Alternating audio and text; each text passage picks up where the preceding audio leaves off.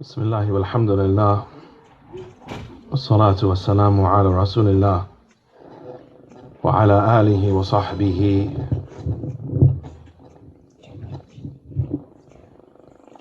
أما بعد.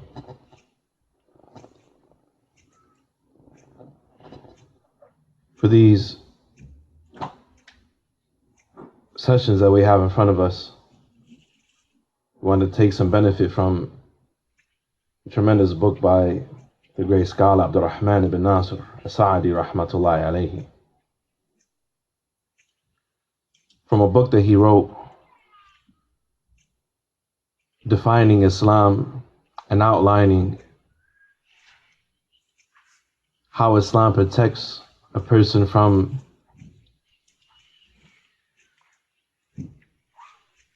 the tribulations of modern times, how it protects a person from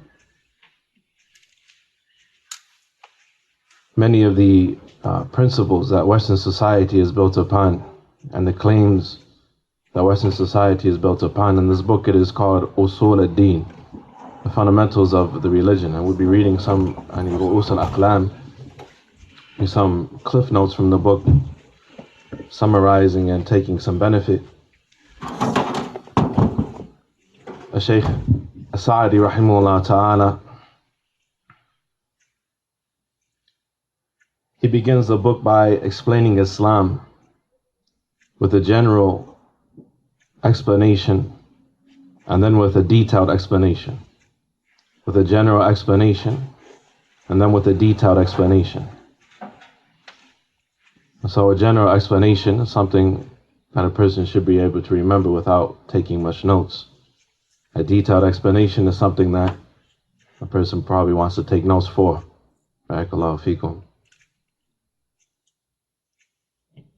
And he explains, after outlining for us exactly what Islam is in detail,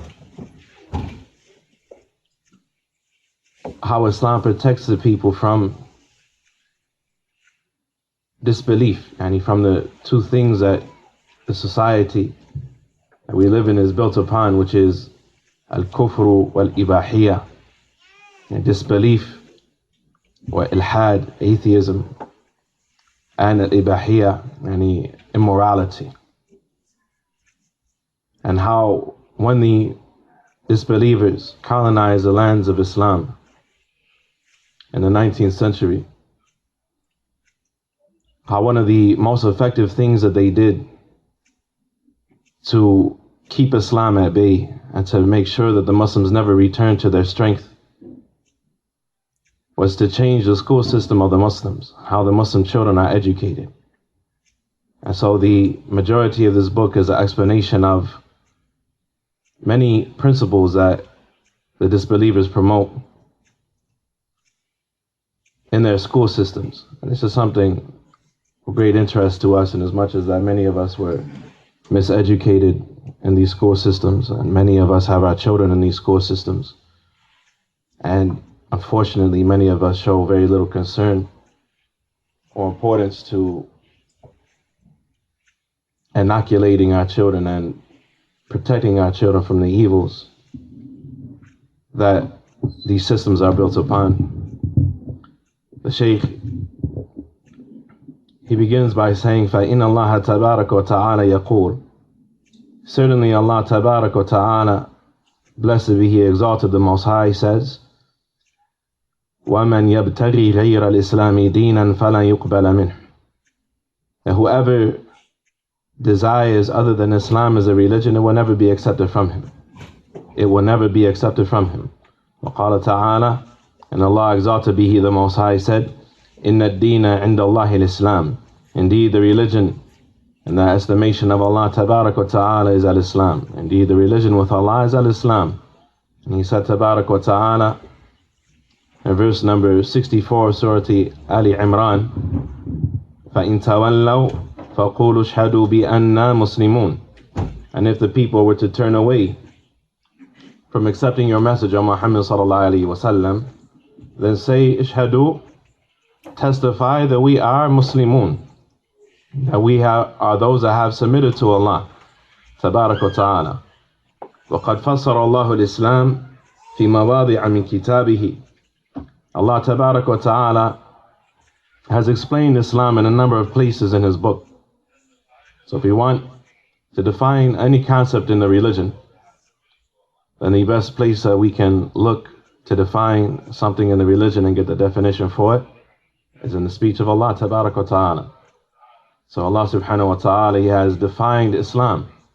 And is there a definition better than the definition of Allah Tabarak wa Ta'ala in His book? The Shaykh, he said, في مواضع من كتابه, in a number of places in His book, مثل قوله, such as the statement of Allah Tabarak wa Ta'ala in Surah Al-Baqarah, verse number 112. Allah Subhanahu wa Ta'ala, He said, بَلَى مَنْ أَسْلَمَ وَجْهَهُ لِلَّهِ وَهُوَ مُحْسِنٌ فَلَهُ أَجْرُهُ عِنْدَ رَبِّهِ وَلَا خَوْفٌ عَلَيْهِمْ وَلَا هُمْ يَحْزَنُونَ. Whoever submits his face lillah, sincerely for Allah, وَهُوَ مُحْسِنٌ, and he is a muhsin. He is one who worships Allah with ihsan, meaning he worships Allah Tabarak wa Ta'ala as Allah is pleased with, and Allah loves to be worshipped, Subhanahu wa Ta'ala. So here in this statement, بَلَى مَنْ أَسْلَمَ وَجْهَهُ لِلَّهِ وَهُوَ مُحْسِنٌ, whoever submits their face sincerely for Allah, وَهُوَ مُحْسِنٌ, and they are a person who is muhsin, who worships Allah Tabarak wa Ta'ala according to what Allah legislated, according to what Allah Subhanahu wa Ta'ala revealed. فَلَهُ أَجْرُهُ عِنْدَ رَبِّهِ, and he will have his reward with Allah Subhanahu wa Ta'ala. وَلَا خَوْفٌ عَلَيْهِمْ وَلَا هُمْ يَحْزَنُونَ, and there will be no fear upon them, and nor shall they grieve, meaning they will have nothing to fear regarding their future. They will have nothing to grieve over regarding their past. This is from one of a number of examples in the book of Allah Tabarak wa Ta'ala that the scholars say is an indication for us, a demonstration for us of the fact that the person, as comes in the hadith, احفظ الله يحفظك, if you safeguard Allah's religion, safeguard your duty to Allah Tabarak wa Ta'ala, Allah will safeguard you. And this shows that the person who abides by their religion correctly and establishes their religion correctly by worshipping Allah with sincerity and following the way of the Prophet Sallallahu Alaihi Wasallam, that Allah Tabarak wa Ta'ala will protect his children for him. If he were to die, and Allah give us طول العمر وحسن العمل, this comes in the hadith where the Prophet Sallallahu Alaihi Wasallam said, خيركم من طال عمره وحسن عمله, the best of you are those who have long lives with righteous deeds. May Allah give us long lives and righteous deeds, without fitna, without trial and tribulation, and so on and so forth.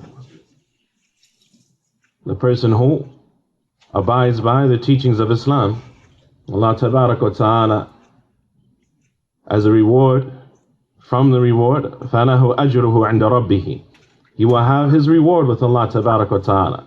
أجره is mufrad mudaf, it's am, general. He will have the generality of reward, everything included, and the thamarat of iman, in this world and the hereafter, the fruits of iman. He will have all of that, the reward of Allah in this world and the hereafter, and specifically he will have two things removed from him, which are al-khawf, fear, in this world and in the hereafter, but specifically as regards his future, and what is awaiting for him in the hereafter. And he will have, the second thing, sadness removed from him. Sadness removed from him, specifically as regards what he leaves behind in this world. But sadness in general will be removed from the person. And so this is an evidence that from the fruits of Islam is that it brings happiness to the heart of a person. As the scholars have said, that from the mercy of Allah Tabarak wa Ta'ala, Allah Subhanahu wa Ta'ala has made it impossible for a person to find happiness while they are disobedient to Him Subhanahu wa Ta'ala. So that a person is constantly longing and searching for true happiness. A person finds himself in temporary happiness, what they think is happiness, that comes on account of false entertainment and disobedience to Allah Tabarak wa Ta'ala, and busying themselves and preoccupying themselves with that which is, and just taking their mind away from their internal anguish, from their unsettled condition, from their agony, and so on and so forth. And as soon as they are done with that, they feel miserable.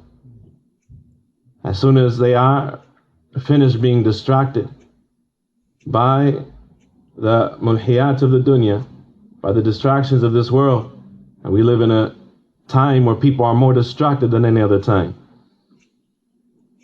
the person, they feel miserable. The person, they feel miserable. The phone dies. They can't check their Facebook status and their Twitter status and their WhatsApp, and to the end of it, so on and so forth. And they don't feel sad because they don't have their mushaf with them, and they had a mushaf app on their phone, and they want to read the book of Allah Tabarak wa Ta'ala, but they feel sad because that which was distracting them from the clear and present danger of their own nafs, and the misery, the sadness of their own situation, and so on and so forth, is gone. And the person doesn't have true happiness. True happiness that was experienced by the scholars of Islam, such as Shaykh al-Islam Ibn Taymiyyah rahimahullah ta'ala, when he was in prison. The happiness that he encountered, the joy that he encountered. You read the letters that he wrote from prison to his family members and to his pupils and to his peers and his students and so on and so forth. The last letter that he wrote, how he praised Allah Tabarak wa Ta'ala, that they took away all of his books. They took away everything. His ability to write. He couldn't even have charcoal. He couldn't have anything to write with. And so what did he do? For the remainder of his time, he read the Quran over and over and over and over and over again with his brother, until he reached over 80 recitations of the Quran in succession. And he read the statement of Allah Tabarak wa Ta'ala, إِنَّ الْمُتَّقِينَ فِي جَنَّاتٍ وَنَهَرٍ فِي مَقْعَدِ صِدْقٍ عِنْدَ مَلِيكٍ مُقْتَدِرٍ. And then his soul was taken. Rahmatullahi alayhi.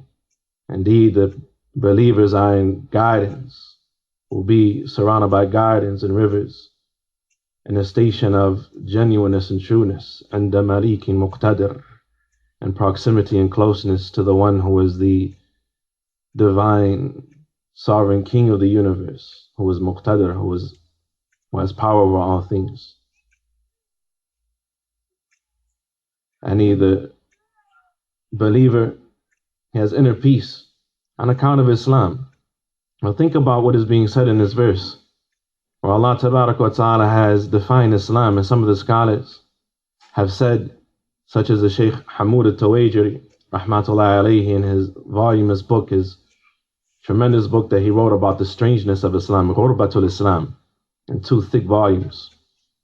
He said that this verse in Surah Al-Baqarah, and what is similar to it in the book of Allah Tabarak wa Ta'ala, there's a similar verse in Surah Al-Rum, and that defines Islam as ikhlas and mutaba'ah, ikhlas and ihsan. Ihsan meaning that which is sa'ib, that which is sawab, that which is correct, meaning the sunnah of the Prophet sallallahu alaihi wasallam. That these are the greatest verses in the book of Allah Tabarak wa Ta'ala to define Islam for us. To define Islam for us. What is Islam? So Allah Tabarak wa Ta'ala in this verse, He mentions what Islam is, and He mentions the general reward of Islam, and He mentions the specific reward, something special from that general reward, which is the negation of 2 things: fear and sadness. Fear and sadness. Shaykh Sa'di rahimahullah ta'ala, he said, فَفَسَّرَهُ بِإِسْلَامِ الْوَجْهِ الَّذِي هُوَ انقياد الباطن والظاهر لله. Allah subhanahu wa ta'ala, He defined Islam as the submitting of one's face, as a person submitting their face. And what is meant by a person submitting their face is submitting the entirety of their being. A person directing his face, الذي هو انقياد الباطن والظاهر لله, which is the surrender and submission of a person internally and externally for Allah tabarak wa ta'ala, khalisan, sincerely to Allah tabarak wa ta'ala, which is found in the statement lillah, bala man aslama wajhahu lillah wa huwa muhsin. Whoever submits his face lillah, for Allah, meaning sincerely for Allah tabarak wa ta'ala, wa huwa muhsin, sincere in that, wa huwa muhsinun fi hadha al-inqiyad, while he is muhsin, and while he is upon correctness and goodness, and this surrendering of his, بأن يكون على صراط المستقيم, which is his being upon the صراط المستقيم, which is Islam and the Sunnah, الذي هو طريق الرسل صلوات الله وسلامه عليهم, which is the path of the messengers. May Allah raise their ranks and grant them security.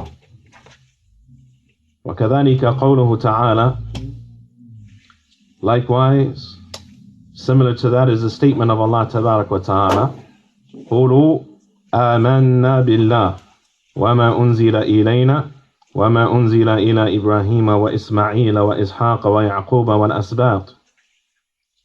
Say, O Muslims, say, قولوا, say, O Muslims, آمنا بالله, we have believed in Allah tabarak wa ta'ala. أي استقررنا على الإيمان, we have settled, stabilized ourselves upon faith. Not نؤمن بالله, we believe in Allah. Say, we have believed in Allah. بصيغة الماضي, and the past tense, we have believed in Allah. We have settled upon faith in Allah tabarak wa ta'ala. وما أنزل إلينا, we have believed in Allah. We have believed in ما أنزل إلينا, in all that has been revealed to us. وما أنزل إلى إبراهيم, and all that has been revealed to Ibrahim, وإسماعيل وإسحاق ويعقوب والأسباط, and all that was revealed to Ismail and Isaac and Jacob and the Asbat. وما أوتي موسى وعيسى. Some of the scholars, they say the Asbat, and what is meant by it is, some of them they say the sons of Yaqub. And this is a ghalat, it's an error, because we know the sons of Yaqub outside of Yusuf alayhi salatu wasalam, we know their behavior, and we know that, and they corrected their situation after their dealings with Yusuf alayhi salatu wasalam. But to say that the Asbat, that what is meant by the Asbat, and are the sons of Yaqub, is to say, based on this verse, that they received revelation. And we know the prophets, alayhim salatu wasalam, in general, they are ma'asumun, and they are infallible as regards major sins, and as regards lying and deception specifically, things that are, because Islam, as we'll come to see inshallah, is built upon truth and justice. Everything in Islam is built upon truth and justice. The whole religion is truth and justice. And so the prophets and the messengers specifically were the farthest of people from the opposite of truth, which is lying, and the opposite of justice, which is oppression. And here we find in the story of Yusuf alayhi salatu wasalam, that the brothers of Yusuf, that they fell into those things.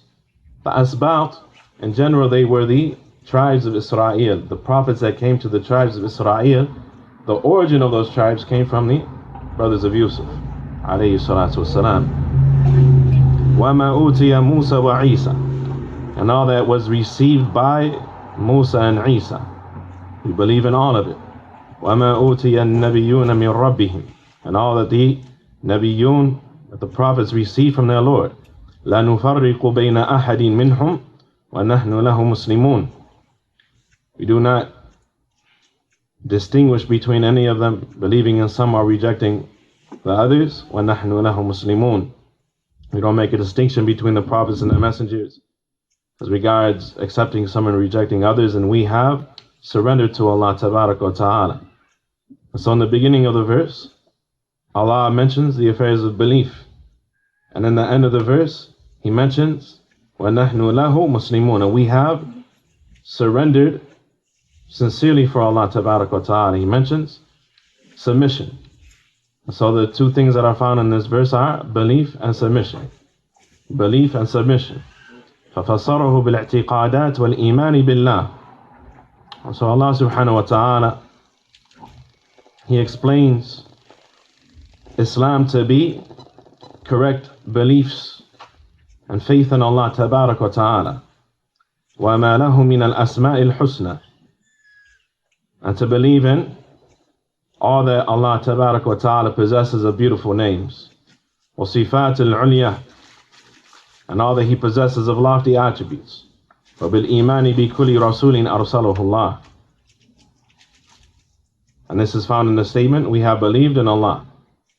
We have believed in Allah. It is to believe. What do we believe about Allah? 4 things. What do we believe about Allah? We believe in His existence. Very good. MashaAllah. What else? His names, His attributes, and His right to be worshipped. His names, His attributes, and His actions, and His right to be worshipped. Right? We believe in His existence first. We believe secondly in His actions, which is His rububiyyah, His lordship.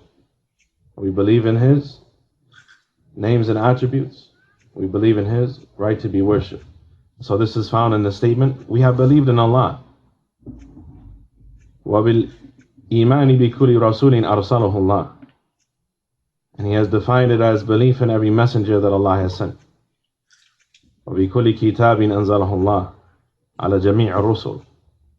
And belief in every book that Allah, every scripture that Allah has revealed upon the messengers.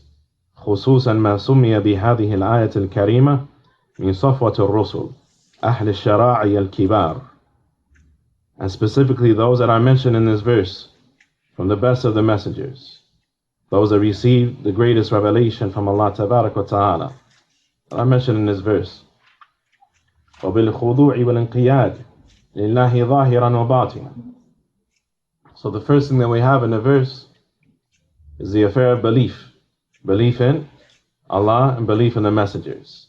Belief in Allah and belief in the messengers. The second thing that we have in the verse is the effect, the result of that. Some of the scholars, they say that the belief, the affair of belief is what is called the statement of the heart. The statement of the heart.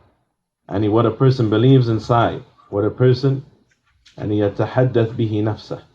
What a person, and he believes inside and dialogues with himself concerning. And that which is the criterion for how he lives his life, his beliefs about Allah and the prophets and the unseen and the last day and so on and so forth. And so the basis of that is to believe in Allah and to believe in the messengers. And this is sufficient because everything else is based upon that.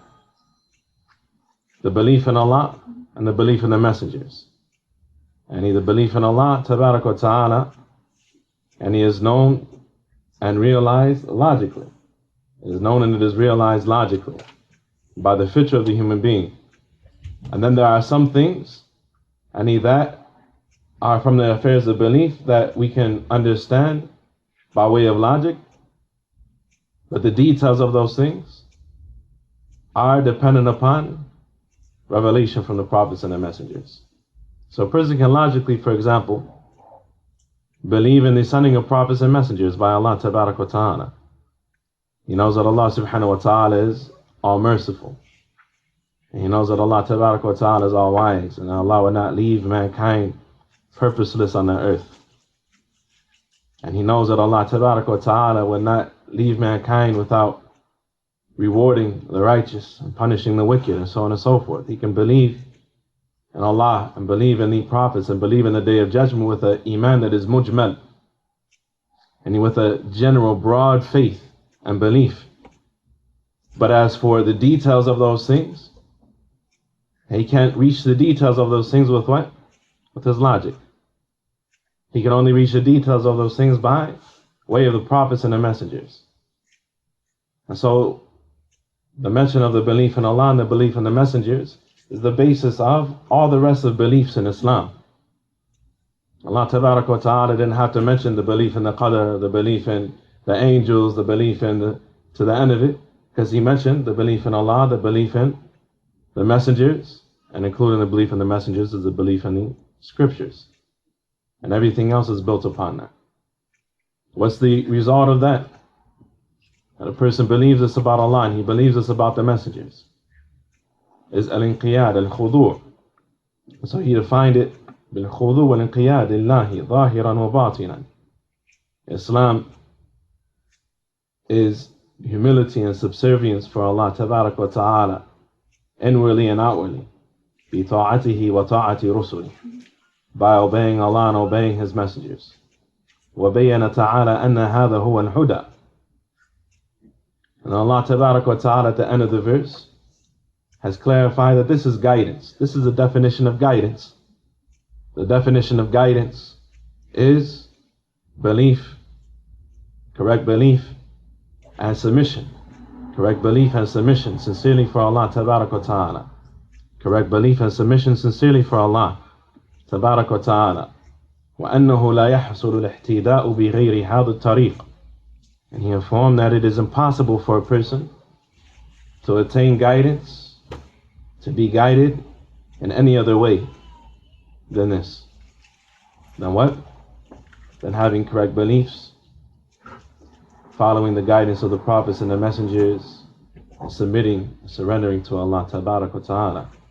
When he said, this is verse number 137 of Surah Al-Baqarah, فَإِنْ آمَنُوا بِمِثْلِ مَا آمَنْتُمْ بِهِ فَقَدْ اهْتَدَوْا.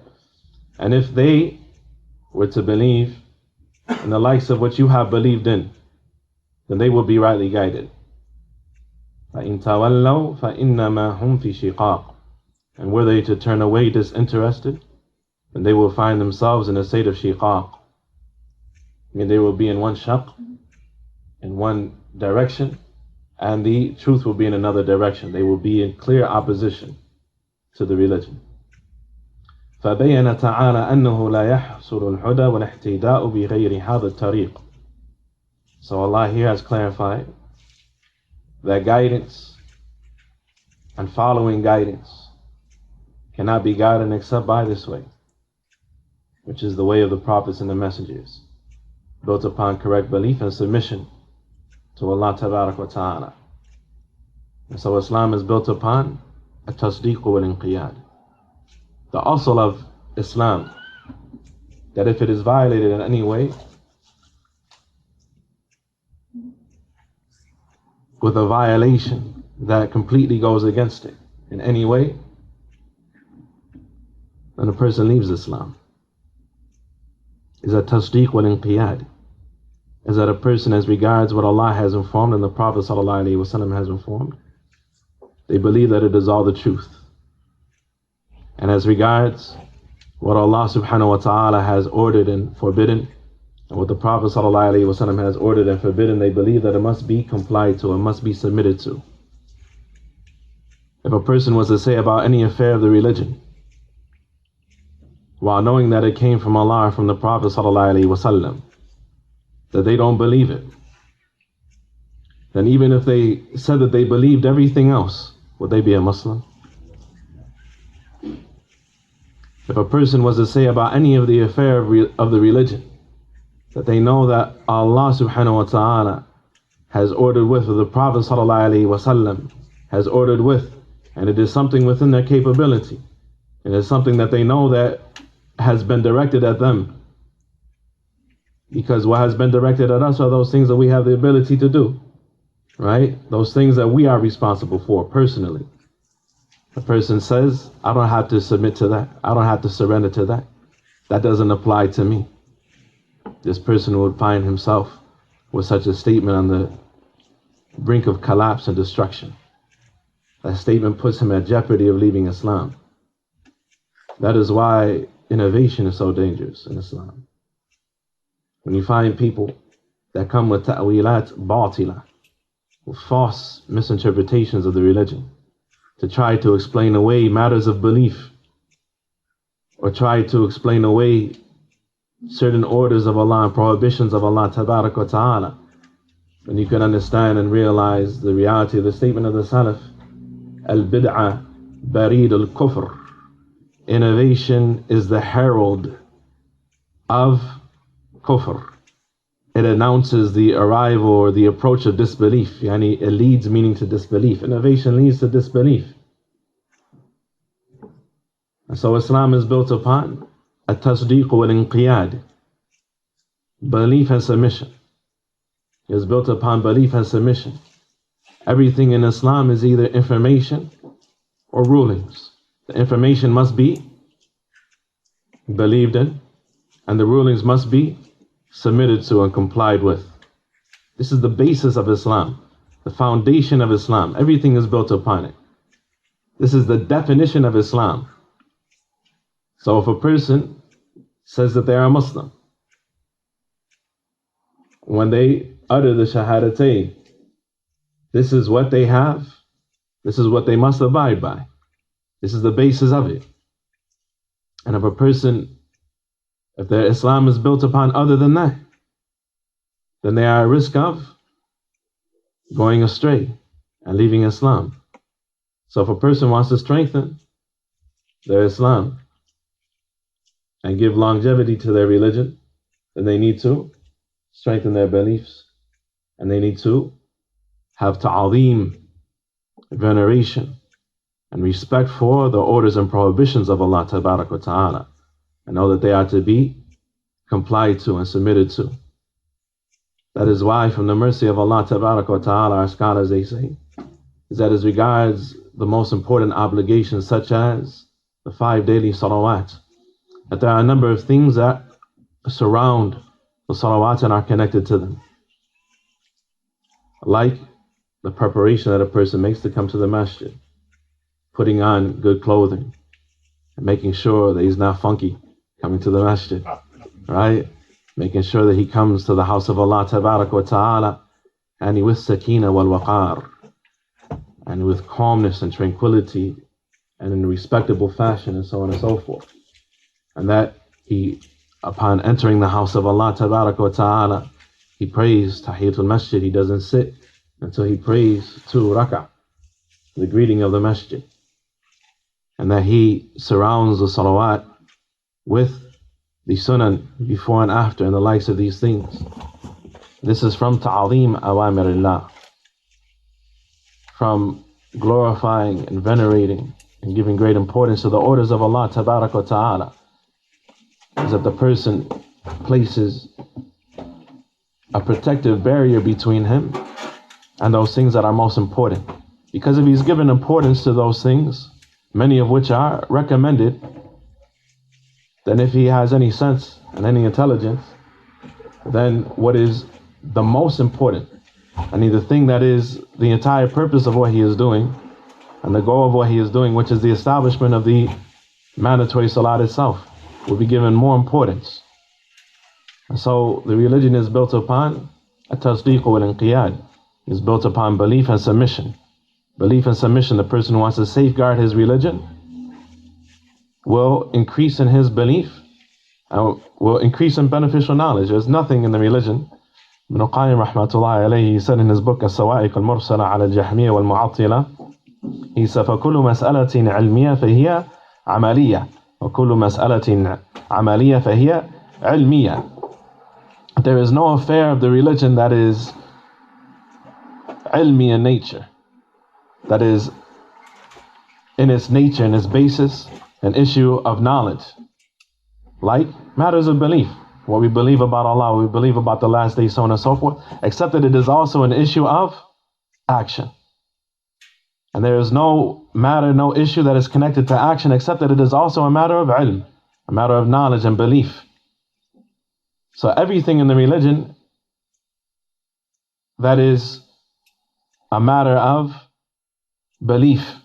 From the beliefs of Islam is also something connected to a person's actions. There's nothing that is theoretical in Islam, nothing that is just for intellectual curiosity, nothing that we learn about belief, the details pertaining the last day, the events, the ahwal, the calamities that will occur on the day of judgment, the hardships that people will endure on the day of judgment, and so on and so forth, the description of the paradise and the fire, and the food and the drink of the people of the paradise and the fire. May Allah protect us from the fire and give us Jannah. Except that those things are matters of action. They are directly connected to a person's actions. They are directly connected to a person's actions. And likewise, there is no issue of action. There is no issue of action except that it is a matter of belief. Except that it is a matter of belief. How is it a matter of belief? The issue of the rulings of khula, for example, right? Rulings of khula. How could that be a matter of belief? How could that be a matter of belief?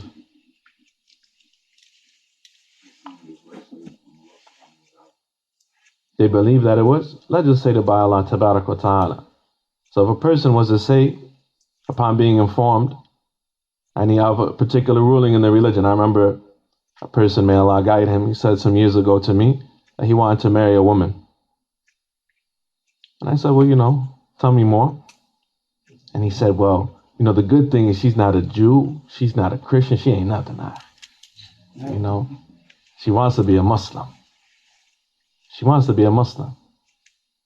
I said, well, that's wonderful, may Allah guide her. He said, and I want to marry her today. I said, well, Now I was speaking to the brother on the phone, and I told him, I opened up the Quran and I quoted from the Quran, and as regards the woman that you can and cannot marry, and so on and so forth. And the brother, he said in response, that's not fair. Allahu Akbar. Allahu Akbar. That's not fair. And the order of Allah Tabarak wa Ta'ala, and instruction from Allah, guidance from Allah Tabarak wa Ta'ala is unfair. Allahu Akbar. It's unfair. I remember doing marital counseling once, and the brother was married to a new shahada. And he was saying, well, I told her this and I told her that. And she was like, well, I don't believe that. I don't believe that. I said, well, you just don't believe. You just don't believe in that case. If you don't believe that, you don't believe any of it. If you can reject some of it, you rejected all of it. A person who rejected any one thing of the religion has rejected it all. A person who rejected one messenger has rejected them all. A person who rejected a single prophet has rejected them all. Because the logic and the reason that you use to reject something that Allah has informed us of, Tabarak wa Ta'ala, whether it is a matter of belief in and of itself, or a ruling of the religion that we are ordered to believe came from Allah Tabarak wa Ta'ala, the same reasoning that you use to arrive at that conclusion and that judgment, and it can be used for all of the religion. Just the same. What is to prevent you at that point when a person can move their tongue to utter such a destructive statement? What is there to prevent the person from rejecting anything else at that point? So, the religion is built upon at-tasdiq wal-inqiyad, yani belief and submission. Belief and submission. And this is what is found in this verse.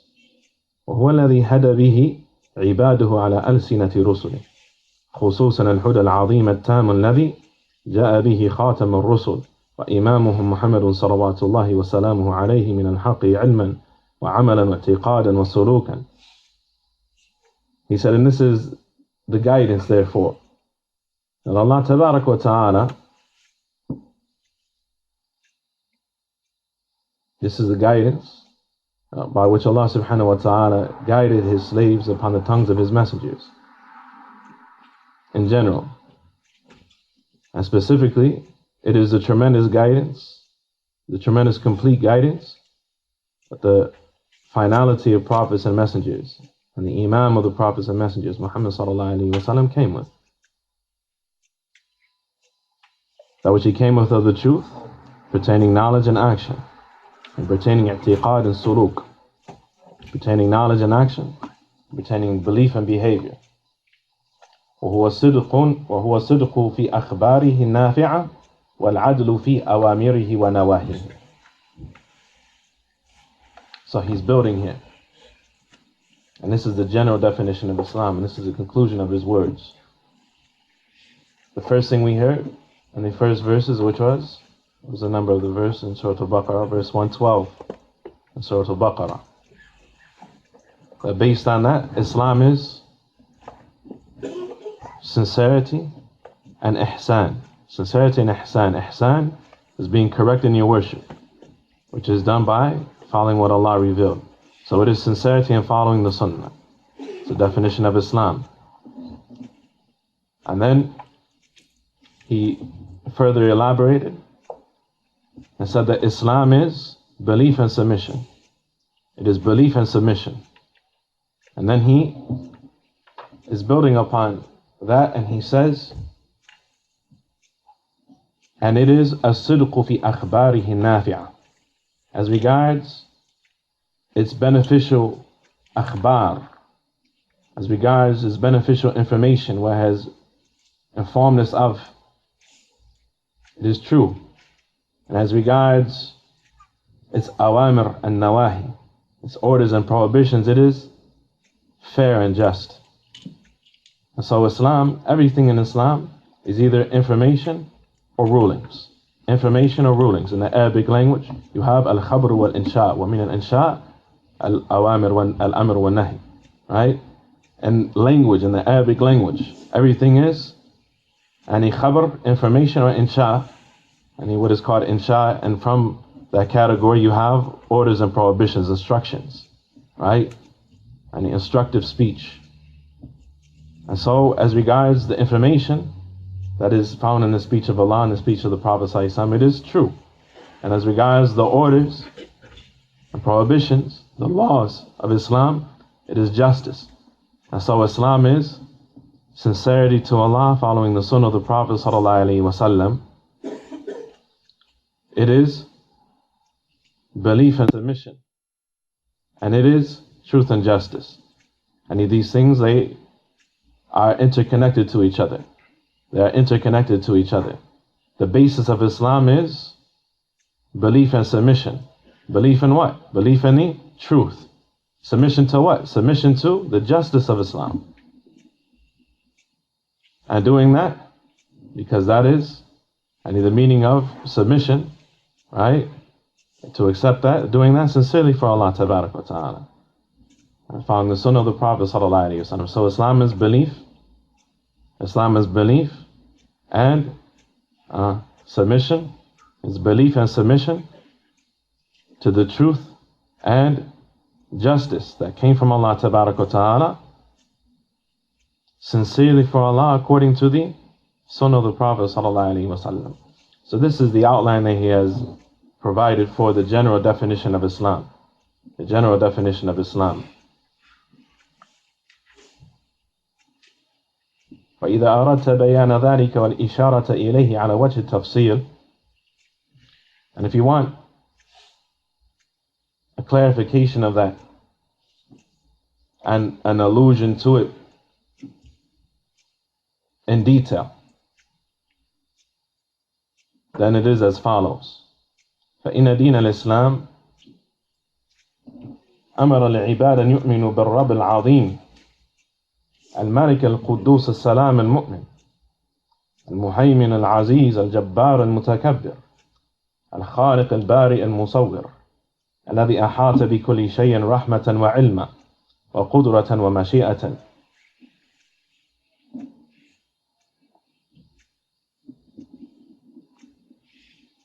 So we begin with what is most important from the definition of Islam, that which everything else is built upon, which is beliefs.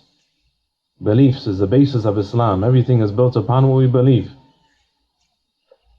He says that indeed the religion of Islam orders the slaves of Allah, the worshippers of Allah Tabarak wa Ta'ala, to believe in their tremendous Lord, the one who is the King of everything, Al-Quddus, As-Salam, who is free of defect and imperfection, Al-Mu'min, Al-Muhaymin, Al-Aziz, Al-Jabbar, Al-Mutakabbir.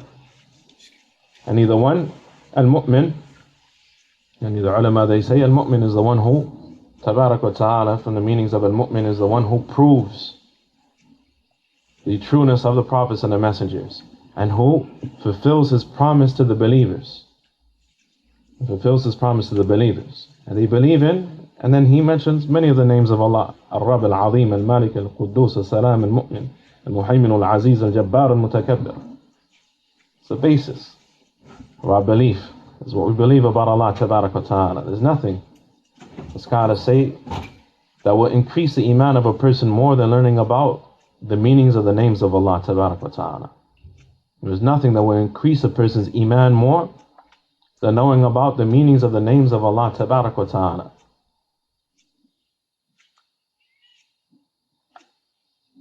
So they believe in this tremendous Lord, who's free of defect and imperfection, who's almighty and all powerful and great, who's the creator, the originator, the bestower of forms, الذي أحاط بكل شيء رحمة وعلما وقدرة ومشيئة, the one who encompasses all things in his mercy and knowledge, and in his power and his will.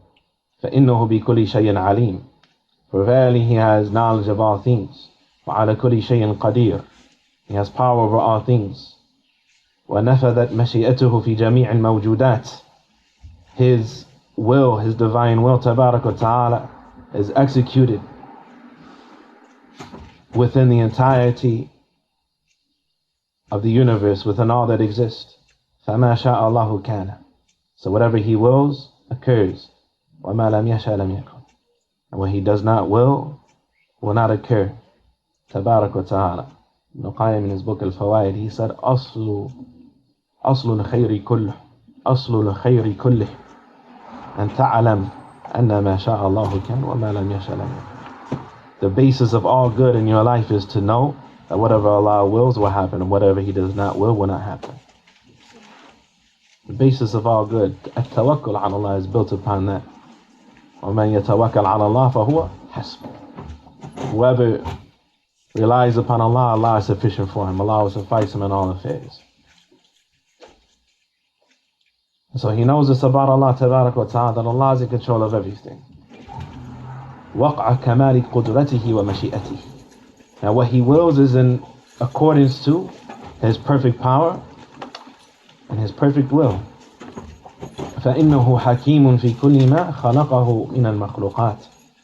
For verily Allah Subhanahu wa Ta'ala, he says, is wise as regards everything that He has created. وَحَكِيمٌ فِي جَمِيعَ تَصَرُّفَاتِ. As regards everything that He does, Allah Subhanahu wa Ta'ala is wise. Meaning as regards everything that He decrees to happen, and He causes to happen in this universe. وَحَكِيمٌ فِي كُلِّ مَا شَرَعَهُ مِنَ الشَّرَائِعِ. And He is wise as regards everything that He has legislated from ash-shara'i, and from the laws and rulings of Islam. فَمَا خَلَقَ شَيْئًا عَبَثًا.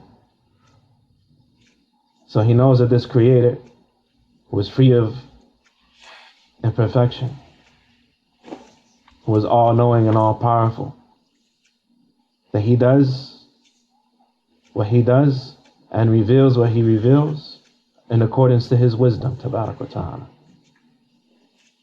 In accordance to His wisdom, Subhanahu wa Ta'ala. فَمَا خَلَقَ شَيْئًا عَبَثًا. Allah Subhanahu wa Ta'ala has not created anything without purpose. بَلْ نَفْسُ خَلْقِهِ صَادِرٌ عَنْ حِكْمَتِهِ. But the creation itself emanates from His wisdom, Tabarak wa Ta'ala. وَمَا أَوْجَدَهُ مِنَ الْمَخْلُوقَاتِ فَإِنَّهُ مُشْتَمِلٌ عَلَى غَايَةِ الْحِكْمَةِ. And all that Allah Subhanahu wa Ta'ala brings into existence from the creation, and it contains within it the epitome, the highest level of wisdom. And a person whatever they can realize as regards the wisdom of Allah pertaining what He has created and how He has created it, and they can only start to scratch the surface of the wisdom of Allah Tabarak wa Ta'ala behind anything. وَهُوَ الْحُسْنُ وَالْإِتْقَانُ وَالْإِنْتِظَامُ.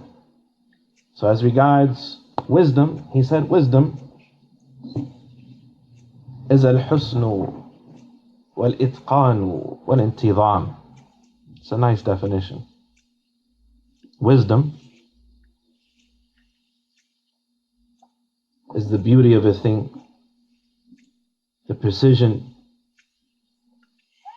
of that thing, and how things have great detail, created with great detail and precision. Wal-intizam, and the structure of a thing. The structure of a thing. الَّذِي تَشْهَدُهُ الْأَبْصَارُ وَالْبَصَائِرُ, that can be observed by the physical eye and realized by the inner vision of a person. And the person can look at the creation of Allah Tabarak wa Ta'ala and realize that the one who created it has tremendous knowledge beyond what he can imagine, tremendous power beyond what he can imagine, and mercy and justice beyond what he can imagine, and so on and so forth. And so he sees the wisdom of Allah Tabarak wa Ta'ala in everything that Allah has created. And he said this wisdom is al-husn wal-itqan wal-intizam alladhi tashhaduhu al-absar wal-basair. And the beauty, precision and structure that is observable by the physical eye and by the basair, and by the physical vision and by the inner vision of a person. وَتَصْرِيفُ الْأُمُورِ كُلِّهَا وَتَقْلِيبُهَا مِنْ حَالٍ إِلَى حَالٍ كُلُّهَا على ساعته موافق للحكمة والرحمة والمصلحة. And it is Allah Tabarak wa Ta'ala's controlling of affairs and causing things to alternate from one situation to another.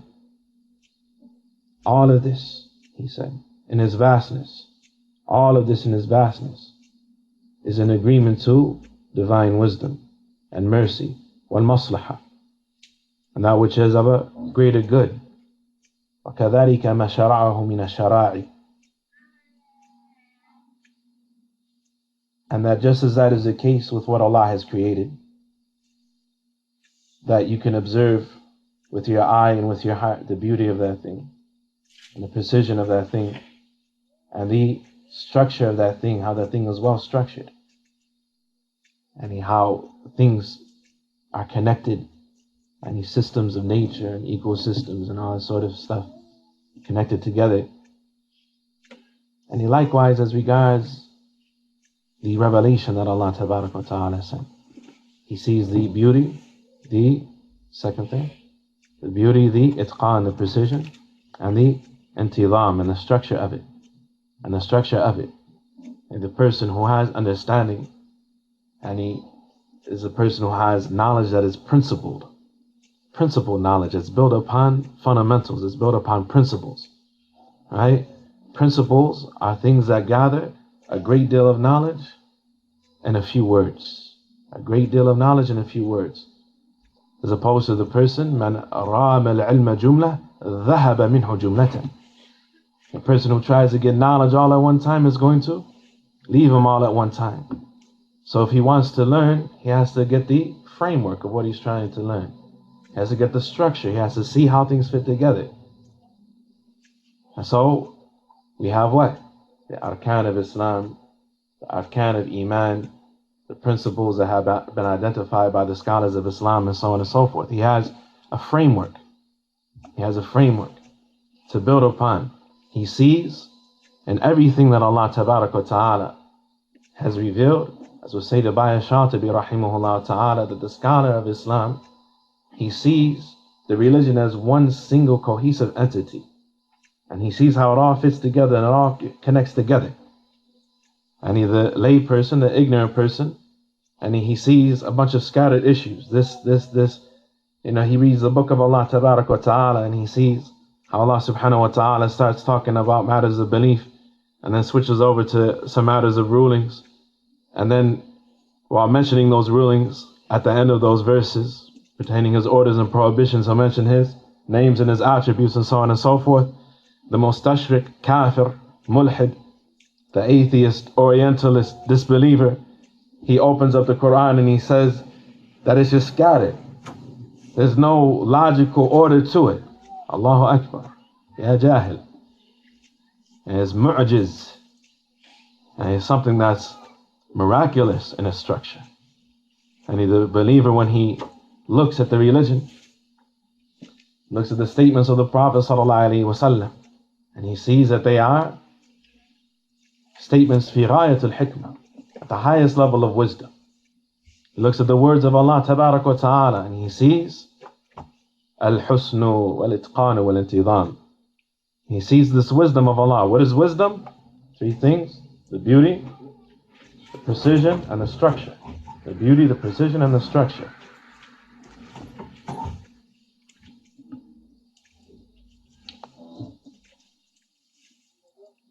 وكذلك ما شرعه من الشرائع وحكم به من الأحكام الشرعية بين عباده جميعه أصوله بين عباده جميعه أصوله وفروعه وغاياته مشتمل على الحكمة التي لا غاية لها ولا منتهى لكمالها وحسنها.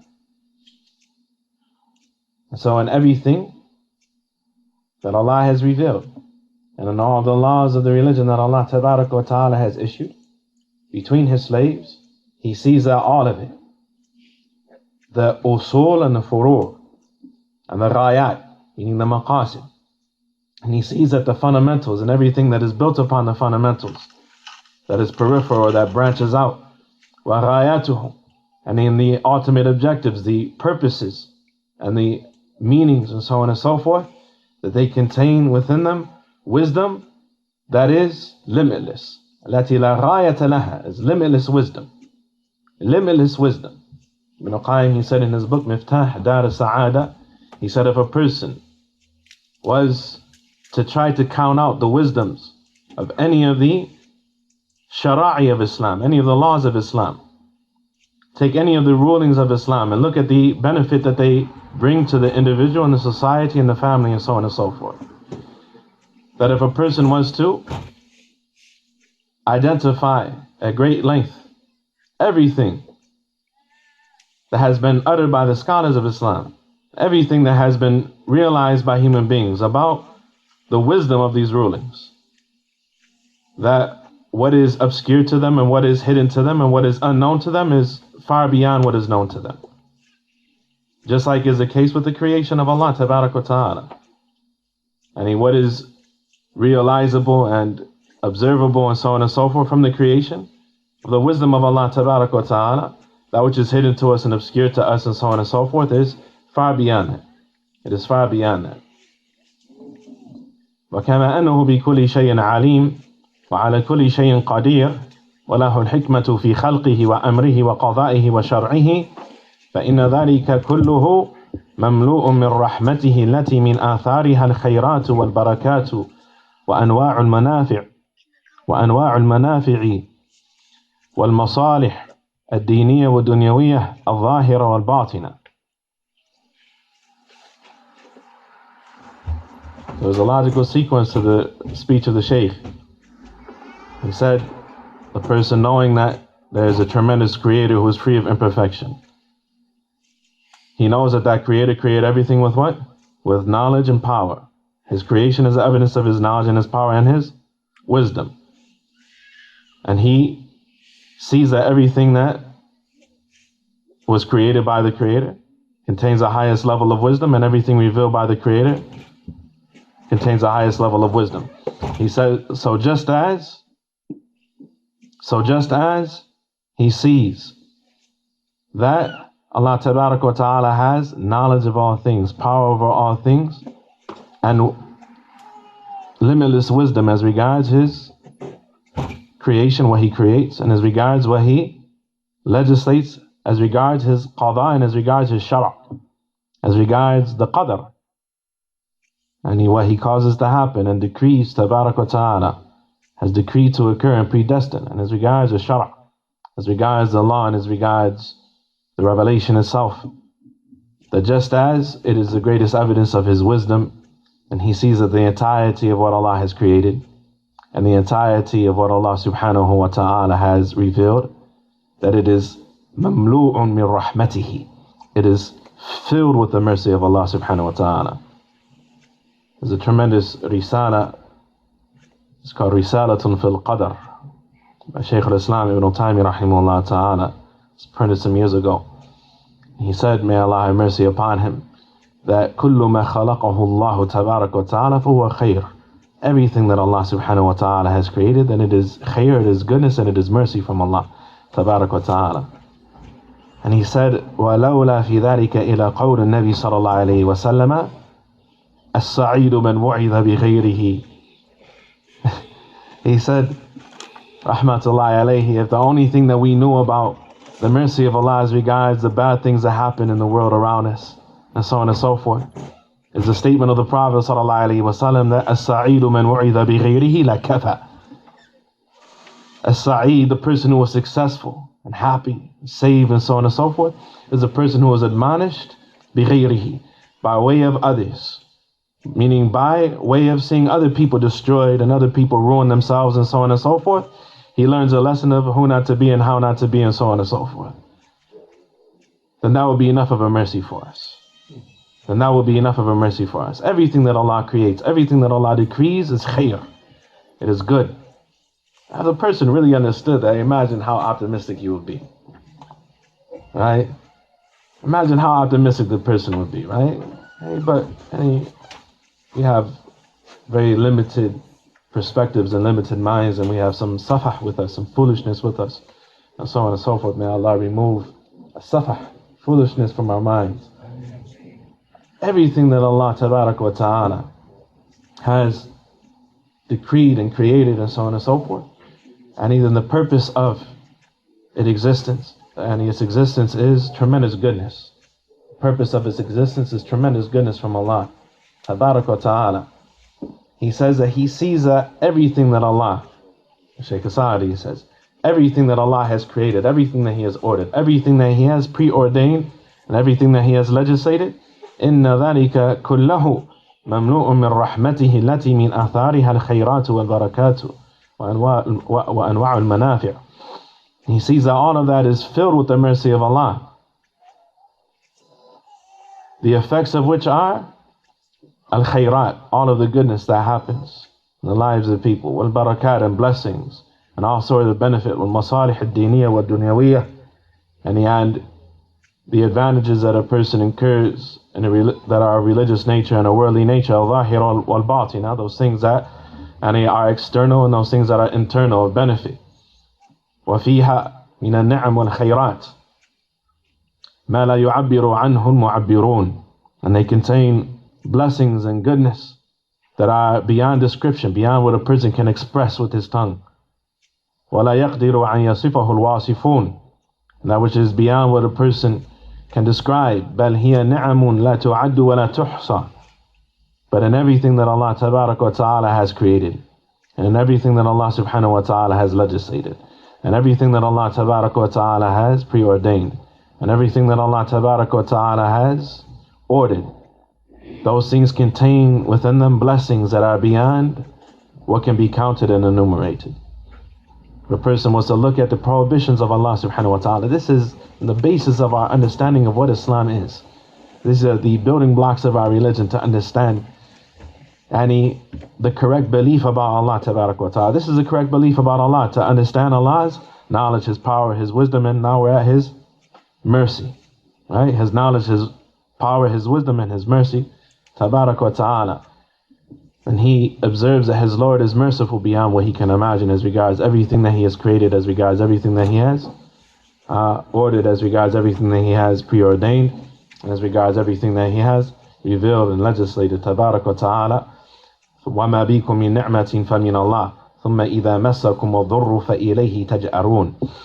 And whatever blessing you have, Allah tabarak wa ta'ala said, whatever blessing you have, then it is from Allah subhanahu wa ta'ala. And then when you find yourself touched with dhurr, with harm, then you turn to Allah subhanahu wa ta'ala. And this is verse number 53 of Surah Al-Nahl. وَإِن تَعُدُّوا نِعْمَةَ اللَّهِ لَا تُحْصُوهَا. Inna Allah la ghafurun rahim. And if you were to count and enumerate the blessings of Allah, you can never do so. You can never enumerate them and count them. Indeed, Allah subhanahu wa ta'ala, meaning fully, indeed Allah tabarak wa ta'ala is all-forgiving, most merciful. وهذا أمر قد اعترف به البر والفاجر ولهذا أخبر الله عن المشركين أنهم يعترفون أن الله هو الخالق وحده والمالك وحده المدبر وحده المنعم وحده وإنما يتخذون أوثانهم ومعبوداتهم يزعمون أنها تقربهم من الله زلفى وإلا فهم يعلمون عجزها وفقرها وغير ذلك من صفات النقص. This is where we'll conclude, and we'll continue in our next session after our last session after Salat al-Isha. Barakallahu feekum. Hada wa sallallahu wa sallam wa baraka ala nabiyyina Muhammad wa ala alihi wa sahbihi wa sallam.